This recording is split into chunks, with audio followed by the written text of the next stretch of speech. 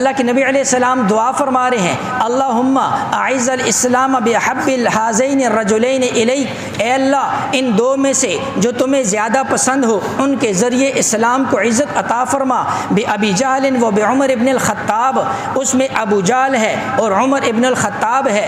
اللہ رب العزت کو اس کا مطلب کیا ہے؟ پسند کون تھا؟ حضرت عمر تھے، اس لیے اللہ نے حضرت عمر کو پسند کیا، اسلام کی جو ہے جھنڈے کے نیچے لے کر آئے، اور اسی وجہ سے حضرت عمر کو مراد رسول کہا جاتا ہے۔ حضور علیہ الصلوۃ والسلام نے فرمایا اشدھم فی امر اللہ عمر، فرمایا دین کے معاملے کے اندر سب سے زیادہ سخت میری امت میں عمر ہیں، دین کے غیرت کے اعتبار سے، دین کی حمیت کے اعتبار سے، دین کے جو اوامر ہیں ان کو لاگو کرنے کے اعتبار سے، فرمایا عمر سے زیادہ سخت کوئی نہیں ہے۔ اس لیے حضور علیہ الصلوۃ والسلام نے فرمایا لو کان نبی بعدی لکان عمر ابن الخطاب، اگر میرے بعد کوئی نبی ہوتا عمر ابن الخطاب ہوتا۔ حضور علیہ الصلوۃ والسلام، حضرت عمر، حضرت عثمان اور حضرت ابو بکر احد پہاڑ کے اوپر ہیں۔ صحیح بخاری کی روایت ہے احد پہاڑ کانپنے لگا، حضور علیہ الصلوۃ والسلام نے فرمایا اثبت احدن، احد تو جو ہے نا جی ٹھہر جا،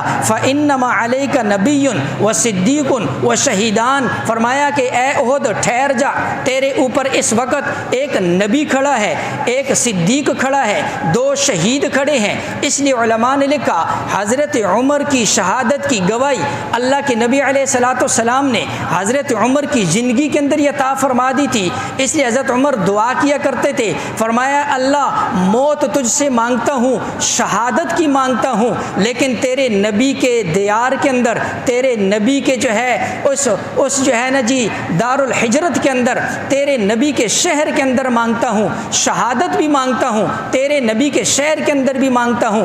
اللہ نے دونوں دعائیں قبول کر دی، اللہ نے شہادت بھی دے دی اور مدینہ کے اندر بھی دے دی۔ حضرت عمر رضی اللہ تعالیٰ عنہ ان کے متعلق جو ہے، اس لیے ان کی شہادت کا واقعہ تو آپ سنتے ہی رہتے ہیں۔ ابو لؤلؤ مجوسی، ایران سے تعلق اور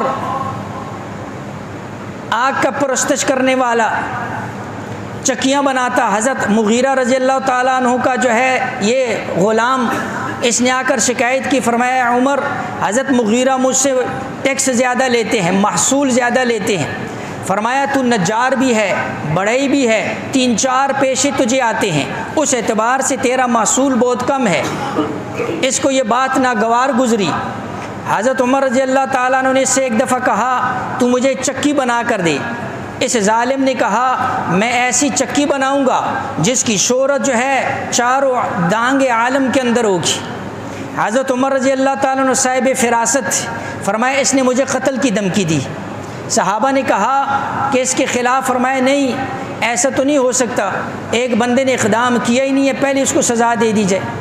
حضرت عمر رضی اللہ تعالیٰ عنہ، حضرت عمر ابن میمون رحمہ اللہ فرماتے ہیں میں حضرت عمر رضی اللہ تعالیٰ عنہ کے پیچھے فجر کی نماز کے اندر میرے اور عمر کے درمیان حضرت عبداللہ ابن عباس تھے۔ فرمایا یہ ظالم پہلے سے چھپ کر آ کر بیٹھ گیا۔ حضرت عمر رضی اللہ تعالیٰ عنہ کی ترتیب یہ ہوتی تھی جب فجر کی نماز پڑھانے آتے پہلے صفوں کو سیدھا کرتے، صفوں اس وقت تک جماعت کھڑی نہ کرتے جب صفیں بالکل سیدھی نہ ہو جاتی، اس کے بعد جو ہے سورہ نحل اور بڑی بڑی صورتیں تلاوت کرتے تھے۔ حضرت عمر رضی اللہ تعالیٰ عنہ آئے، نیت باندھ کر جیسے نماز کے اندر کھڑے ہوئے تو اس کے پاس 2 داری خنجر جو اس نے زہر کے اندر ڈبویا ہوا تھا، اور تقریباً بعض کہتے ہیں 6 وار کیے، بعض نے کہا 4 وار کیے۔ حضرت عمر رضی اللہ تعالیٰ عنہ کے کندھے پر وار کیا، حضرت عمر رضی اللہ تعالیٰ عنہ کی پسلی پر وار کیا اور ناف کے نیچے وار کیا۔ حضرت عمر رضی اللہ تعالیٰ عنہ گرے ہیں، یہ ظالم باغا، صفیں اتنی مضبوط ہوتی تھی صحابہ کی، نکل نہیں سکتا تھا۔ دائیں بائیں جو ہے نا جس نے اپنے خنجر کو تو 17 صحابہ کو زخمی کر دی، جس میں 7 صحابہ جو ہے نا جی وہ بھی شہید ہو گئے، چونکہ خنجر جو ہے وہ زہر آلود تھا۔ تو ایک صحابی نے جب دیکھا اپنی چادر اس کے اوپر ڈال، جب اس کو پتہ چلا اب تو نہیں بھاگ سکتا، اس نے اپنے گلے کے اوپر اپنا خنجر پھیر لیا، خود ہی اپنے آپ کو اس نے مار دی۔ حضرت عمر رضی اللہ تعالیٰ عنہ اس موقع کے اوپر بھی صحابہ کے سامنے امیر المومنین خون کے اندر لت پت اور محراب کے اندر، لیکن جو ہے ان کو اپنی نماز کے مکمل کرنے کا غم۔ حضور علیہ الصلوۃ والسلام نے صحابی کو ہاتھ سے پکڑ کر آگے کیا، انہوں نے مختصر نماز پڑھائی، اس کے بعد پوچھا مجھے مارنے والا کون؟ بتایا گیا ابو لولو مجوسی ہے۔ حضرت عمر رضی اللہ فرمایا اے اللہ تیرا شکر ہے کہ میرے خون سے کسی ایسے بندے کے ہاتھ نہیں رنگے جو لا الہ الا اللہ پڑھنے والا ہے۔